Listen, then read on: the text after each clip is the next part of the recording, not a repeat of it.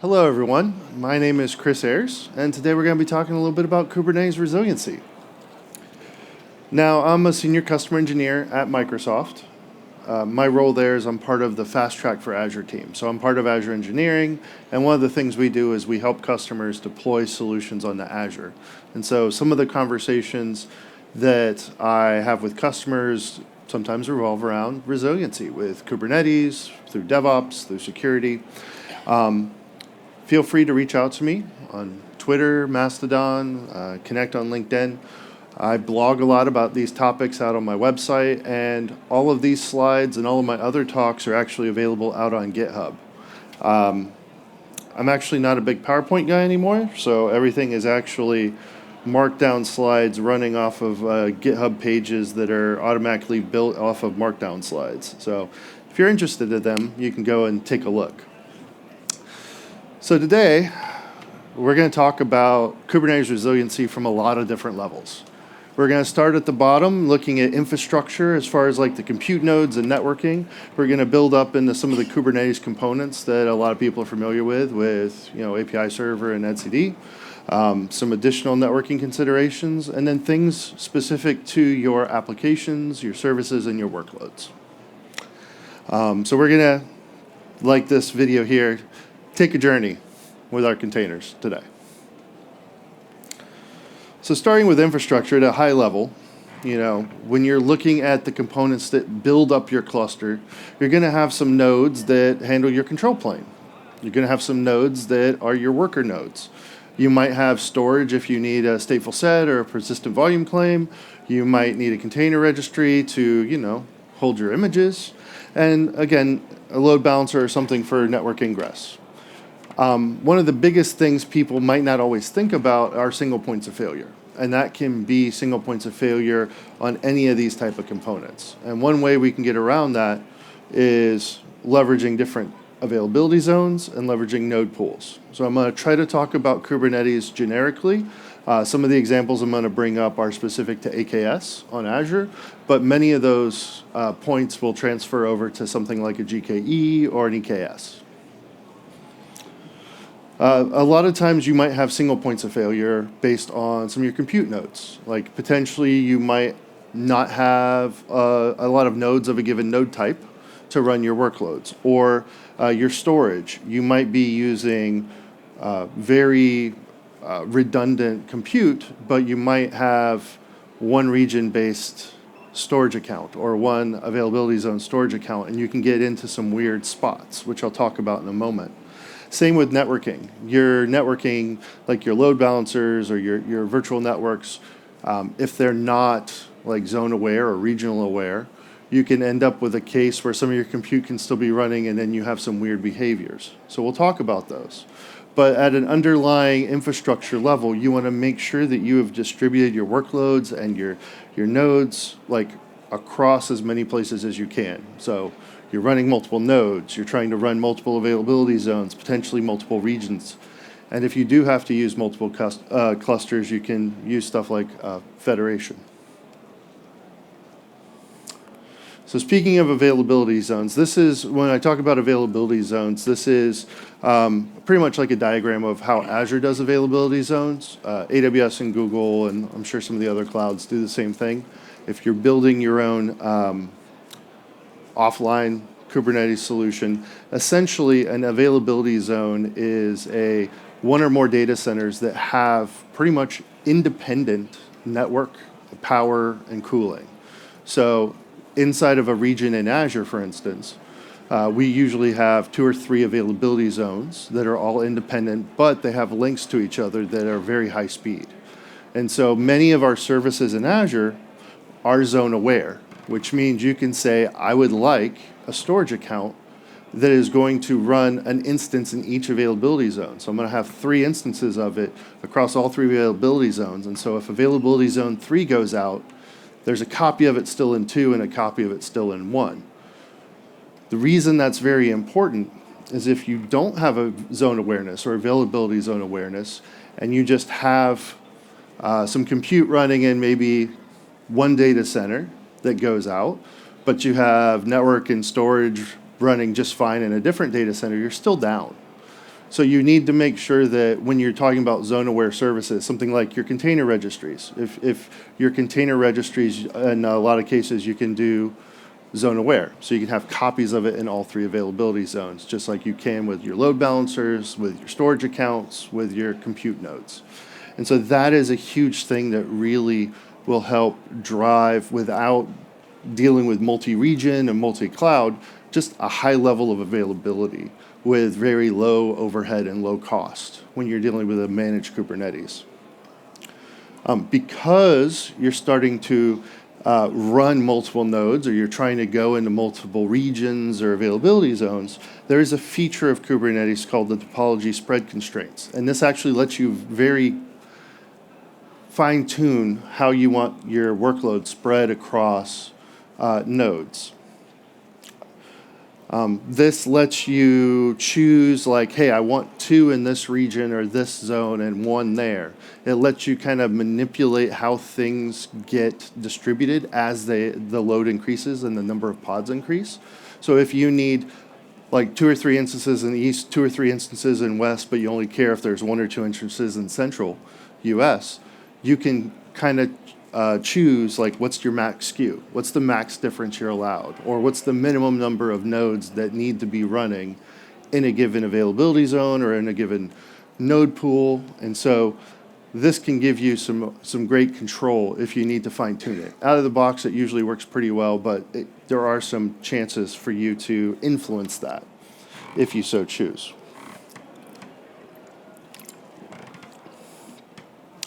Now that brings me up to node pools. So node pools are a great way to group work nodes of identical configuration. This lets you independently scale these groups as needed. You might need some worker nodes that only have compute. You might have some jobs that need GPU.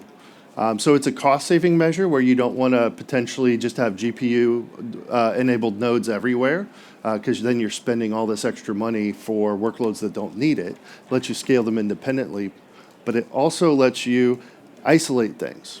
Your worker nodes can be also zone-aware, where you can distribute the VMs underlying the nodes across those availability zones, across regions, and so that you can handle fault tolerances better. It also gives you some capabilities in upgrade capability. So if you need to do some upgrades, and you can do it one node pool at a time rather than try to do the whole cluster. So it lets you have a little bit of isolation. Now, one thing that you can leverage of Kubernetes to help with this is the taints and tolerations. So you can put like a toleration for GPU or a taint. You can try to move workloads around so that they're only running on the node pools that need the capabilities found there. Or you can actually move workloads so that they're not running, like one that's very CPU intensive or network intensive that could potentially cause an issue with its neighbors. You could move it to a different node pool so that it has the resources it needs. Specific to Azure and specific to AKS, Azure, for instance, manages the control plane. So the control plane components, those are automatically managed for you. The API server, etcd, the kube controller manager, kube-scheduler, all those are managed on Azure Run VMs. Azure manages them. There is an option when you create AKS where you can say use a uptime SLA, and it'll actually increase you from, like, I think 3 nines to 4 nines. It's a low-cost thing at like cluster creation time. But when you first create a cluster in Azure, for instance, or in many of the other clouds, I think GKE and EKS do it, they'll create a system node pool. And this is where some of the other components of a Kubernetes cluster run, like core DNS, or maybe the metric server. For Azure, there's also AKS Link or Tunnel Front because of how we do networking and some of our agents. But the reason that's important is you want to isolate, if you can, some of those system-level components from all of your user workloads. In Azure, we usually recommend have 2 or 3 nodes of like just a generic 4-core machine, just dedicated to the system components, like handling your DNS, so that you can find the various components and handling better.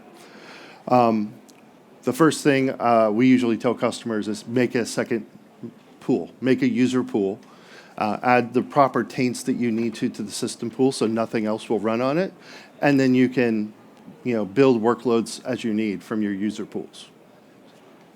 In this example, as I've pointed out, we've got kubeproxy and kubenet running on our different pools, and I maybe made a new GPU-specific node pool just for some of my machine learning workloads. So separating out the system stuff from the user stuff helps you have better uptime. If you start overloading the system pools and you're running into problems with DNS, that can handle resolution issues, and that can cause uptime problems. So at the infrastructure level, one of the things I recommend is regularly review what you're doing, monitor your usage, always have monitoring. If it's running, you should know how it's running.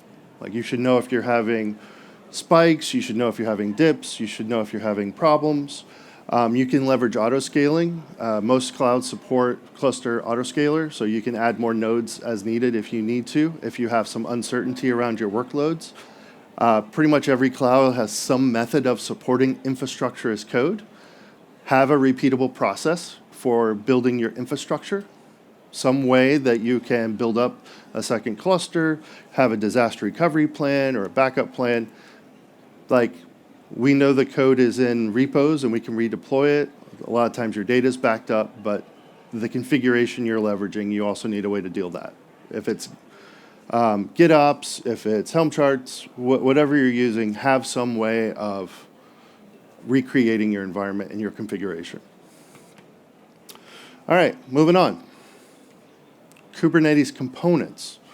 So I've talked about them a little bit. At a high level, we've got some that, like I said, live on the control plane, some that live on the nodes. When we're talking about the control plane components, if you're running your own clusters, if we're not talking about a managed AKS or EKS or GKE, you want to have more than one instance of your control plane nodes, like master nodes. So for your cluster, you want to have multiple instances of API server. This is the thing that responds to all those requests from kubectl and Helm. You want to have multiple copies of etcd that's backed up regularly. This is the state of your system. You want to make sure you have an odd number so that if there's some sort of contention, there will be quorum. You want to have multiple instances of the scheduler. You want to make sure that you guys have ways to restart things on failure. And same with if you're running your own nodes and you're setting these things up yourselves. On each machine, you want to make sure that there's restart, you have logging, you have monitoring, that you have a runtime that can support all of the capabilities you're looking at. So just rehashing, like enabling leader election, having multiple instances, regular backups, monitoring, automatic restart. You definitely want to make sure that your runtimes, whether it's Containerd or Cryo or Podman or whatever you're using, supports high availability. A lot of this is handled for you in most systems once you've kind of built it out, but if you're having weird problems, always double check these things.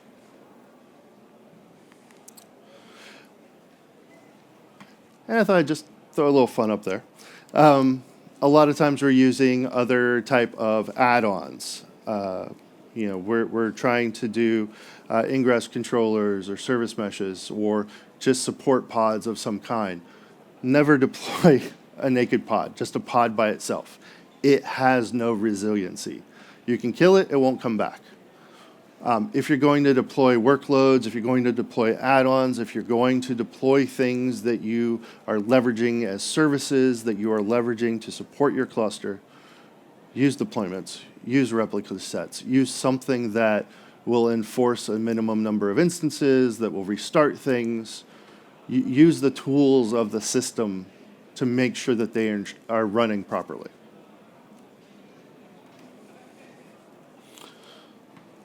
All right. Now, I mentioned on our service nodes that we're talking about isolating core DNS and some of those other services that run. The reason that's very important is service discovery. A lot of times we're trying to discover our other nodes, we're trying to route things. Networking is usually a pain point for a lot of developers and a lot of operators that go into the Kubernetes space. Understanding your IP ranges, understanding how many IPs, how many networks that you have to work with, planning those effectively, especially if you're dealing with a high workload system, is very important. So I've listed a couple of topics here that just need to be considered as you're planning a resilient system. Again, service discovery, load balancing, whether this is done inside your cluster or outside your cluster. For a lot of services, if it's outside your cluster, multiple regions or multiple availability zones, have that enforced. If you're doing it inside your cluster, make sure you're doing, replicas, deployment sets. And policies, make sure that you account for the right policies as you're trying to limit communication or enable communication. Now, the final one for ingress controllers, these are two very important topics. So I kind of broke them out independently, rate limiting and circuit breaking. Both of these are topics that are not always considered, but you really should keep in mind for resilient systems. So in America, we have Black Friday, which is one of our biggest shopping days of the year, and usually all this traffic starts coming to websites to buy things, look for things, refresh, see where the sales are.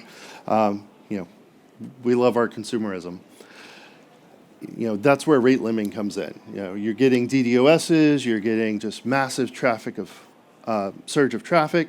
So leveraging rate limits can help keep some systems alive to handle some traffic.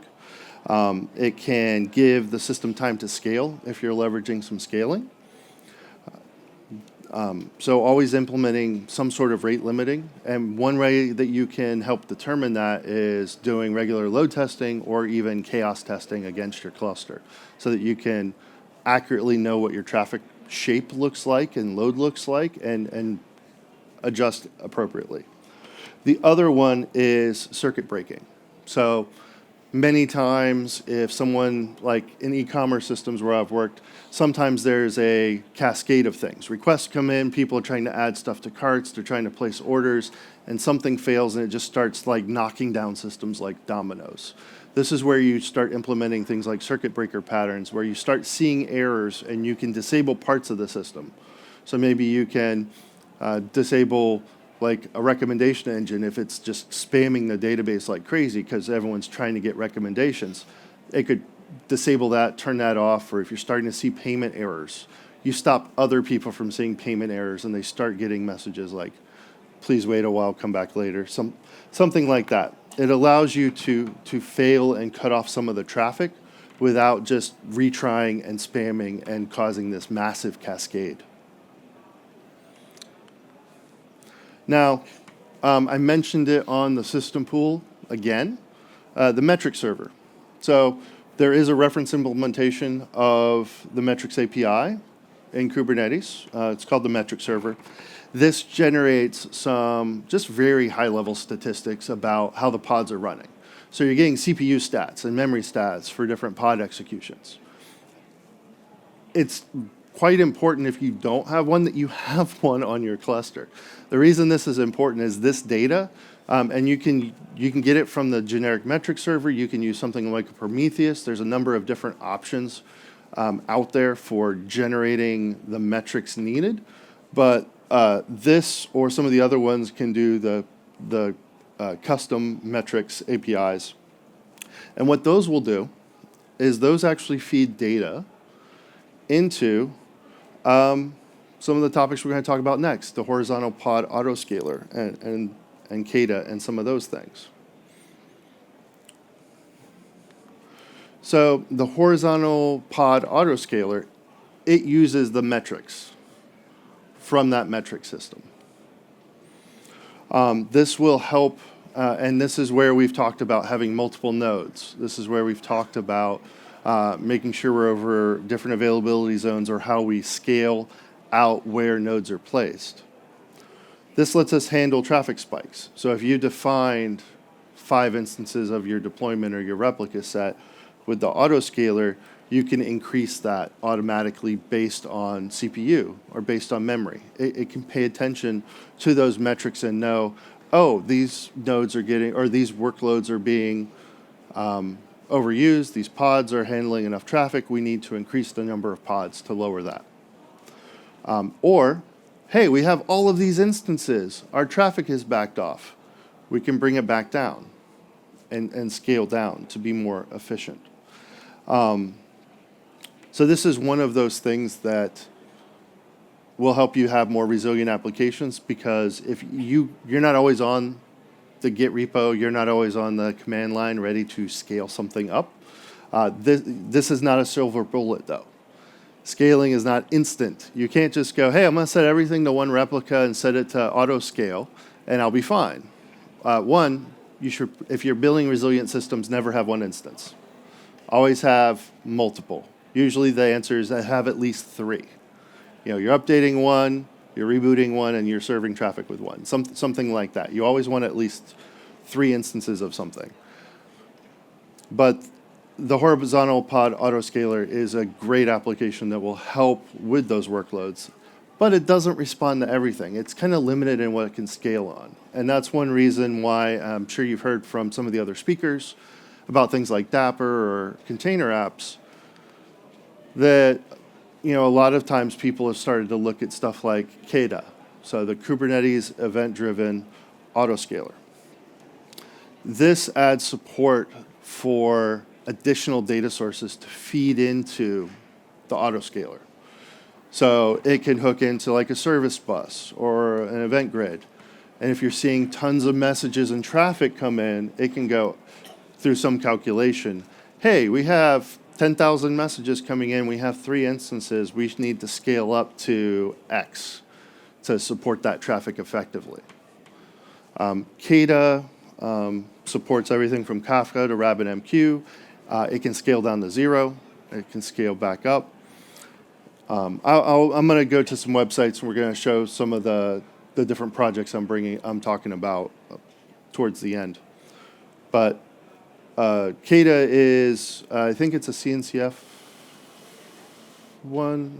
I'm pretty sure. I could be wrong. But it's a great project to look into. Okay. Another topic that I think is very important that not everyone considers is pod disruption budgets. Who's a fan of pod disruption budgets? I don't see a lot of hands. Okay. I see a couple. And I'm not fully blind, just a little bit blind. So pod disruption budgets are something you can define at a pod level, at a cluster level. You can say, I need a certain number available, or I need a limited number unavailable. So you can do it both ways. And one of the things that this will help feed is it will help you when you're doing upgrades, so it can make sure that new instances are spun up effectively so that you have the minimum number required. If there's node outages, it'll help spin up new instances quicker. This is also not a silver bullet. There are issues with this. This can cause some weird issues with updates or delays or some operations that you do, because the pod disruption budget might try to block it to keep a certain number of instances in place if maybe one of your nodes is down. It also will not prevent things if you go in there and say, delete the replica set or delete the thing. Well, that's an admin action. It'll just take it down. So it's not going to stop you from malicious states, and it's not going to stop you from weird behavior that you might cause yourself.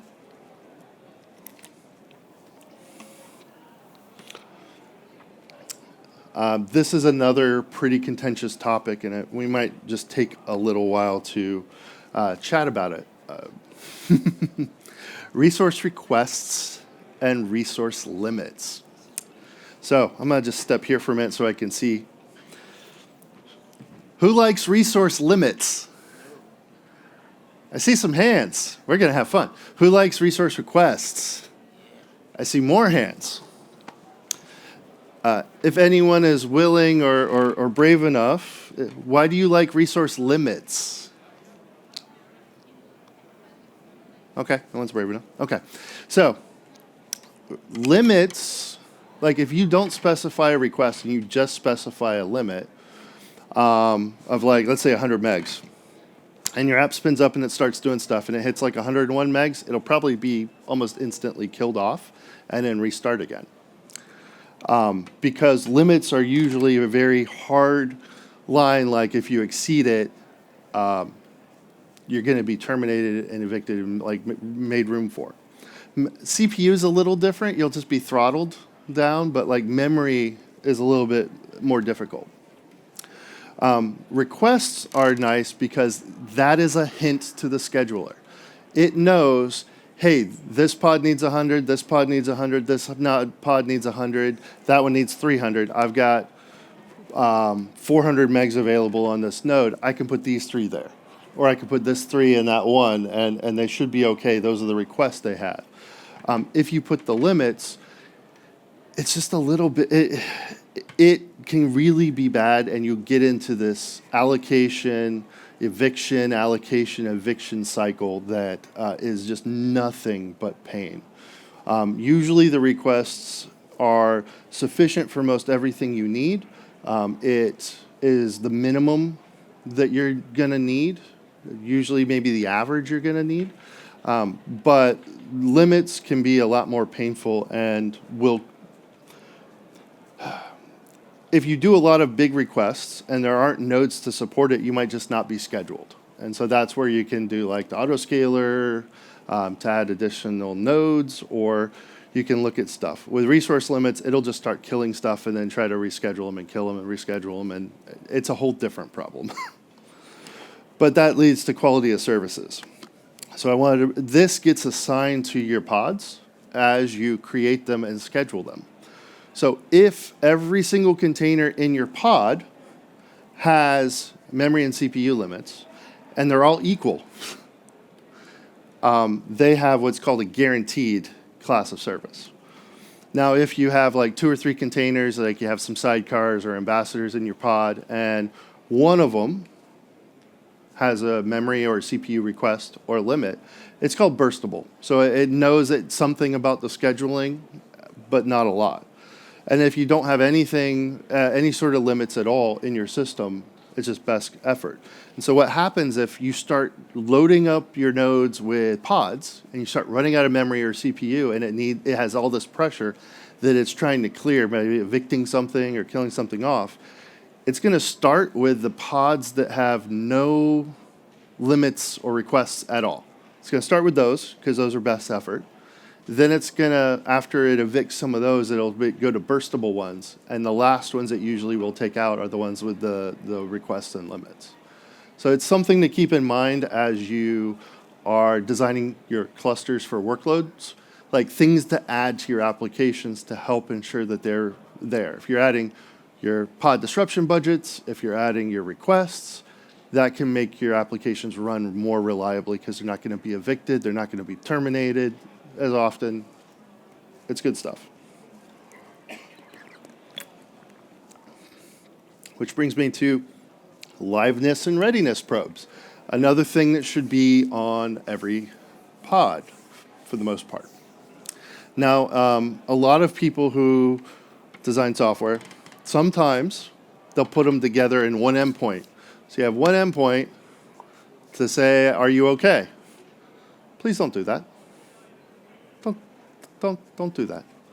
Have a separate endpoint for liveness and a separate endpoint for readiness. So I'm alive, I'm running, I'm here, versus I've loaded my caches, I've run my queries, I'm ready to serve traffic. There's a distinction, that you've turned on your computer and you see the BIOS screen, but you're not at your desktop yet. It's on, it's not ready. So you need to have that distinction. Another thing that you can leverage besides just the liveness as readiness probes is there are some some signals and some hooks you can deal with. Instead of just like instantly dying, you can get like a pre-stop message where you can still handle traffic a little bit, like on shutdown and stuff. Like, look at the life cycle of pods. Make sure that you're building in the probes. Another thing is, don't consider your dependencies, really. Implement retries or short circuits.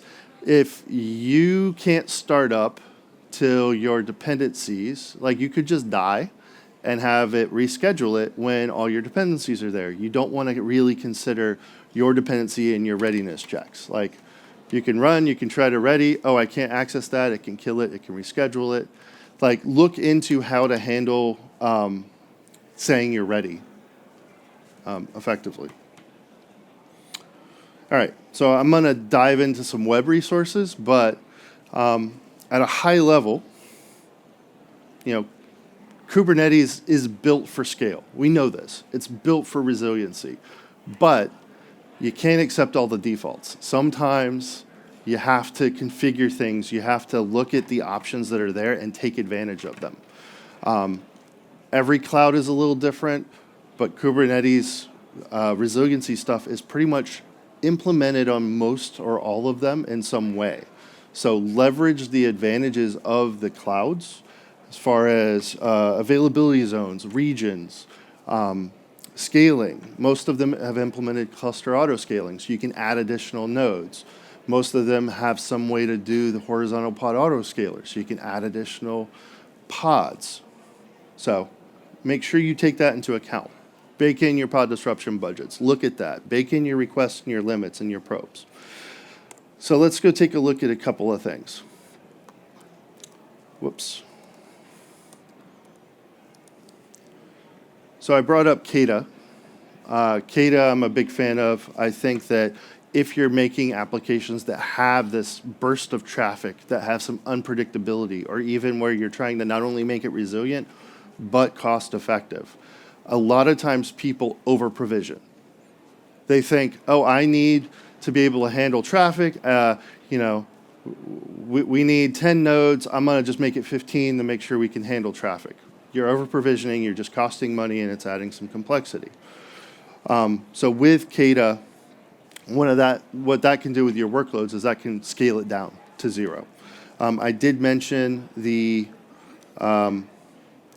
sources that it uses. So just talking about that for a second, like there's a number of AWS specific supported ones, there's a number of Azure specific supported sources that can be used for scaling. So if you're monitoring your application with App Insights and you're seeing behavior that's different, or your event hub, if you're looking at a storage queue, it's not only CPU but cron. So if you know that your workloads follow a defined schedule, people show up at 8, leave at 5, you can scale it a little bit easier that way. Yep, there's the basic metrics API, but there's also Mongo and MySQL that you can implement, and Postgres and Rabbit. So Kata is an amazing tool for that type of scaling. The other, what was I going to say? There was another one I wanted to bring up right now, and my brain just went blank.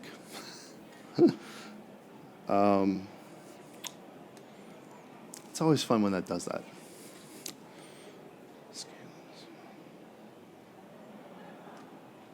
Yeah, I just completely forgot what I was about to say. Oh, well, let's go out to, there are lots and lots of articles on the request limits versus the requests and the limits on resources. I've just given you a taste of some of the arguments. There are debates everywhere where people are like, it's a great thing to do, it's a terrible thing to do. Hey, we should demystify it this way, we should use requests. Please, if you have any questions about whether you should use those limits or whether you should be using the requests, like I think you should, please go look up some of those articles and some of those blogs and read into that a little bit. Yeah, lost my train of thought, and I'm trying to get it back. I don't know where it went. I just dropped the ball.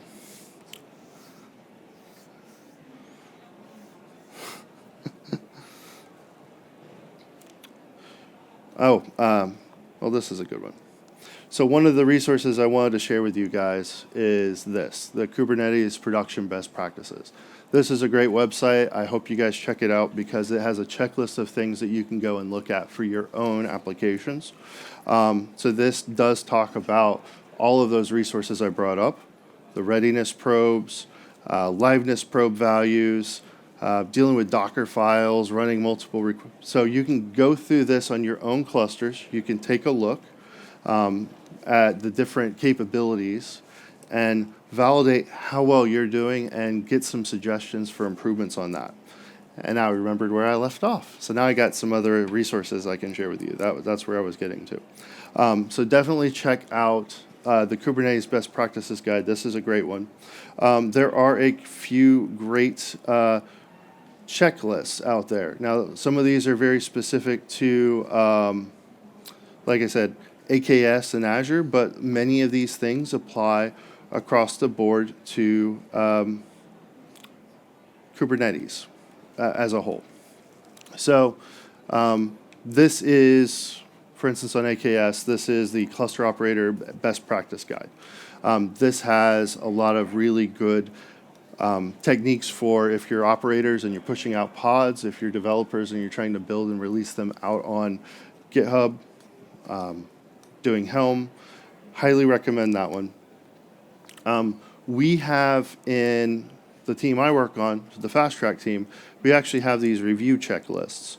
These are checklists that go through and validate everything from security, reliability, scalability across all of your services. And there is a specific one in here for AKS.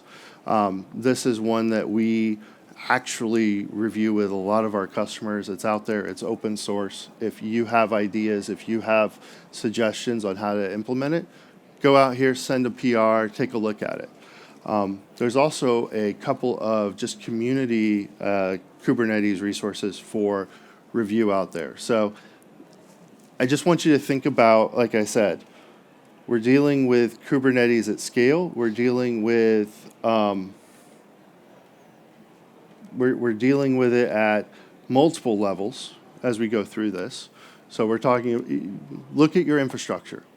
Are you leveraging availability zones? Are you leveraging multiple regions? Are you leveraging scaling so you can have additional nodes?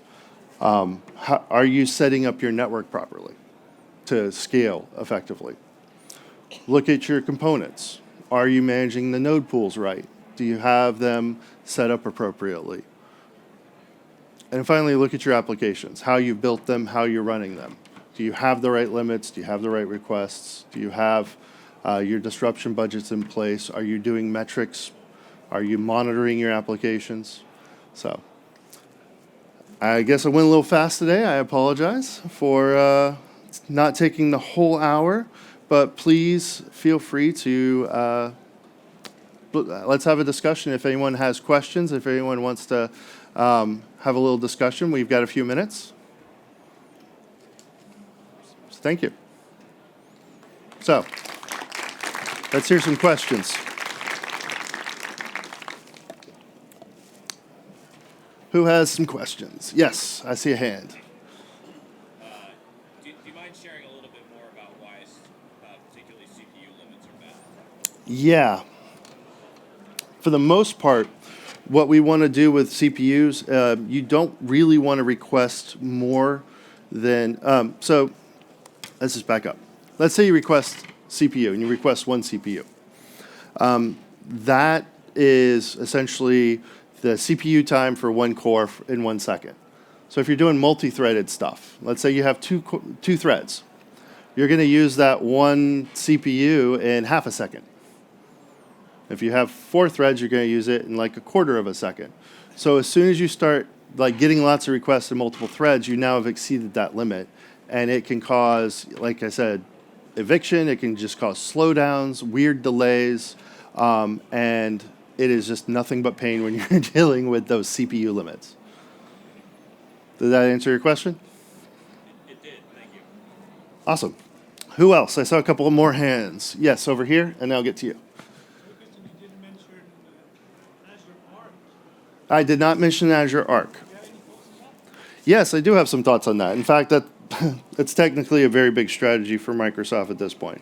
So for those that don't know, Azure Arc is a thing where essentially you can take any Kubernetes cluster or pretty much server running anywhere, on-prem, AWS, GCP, and you can install these Arc components, and essentially that enables Azure and Azure's control plane and policy engine to administer that machine.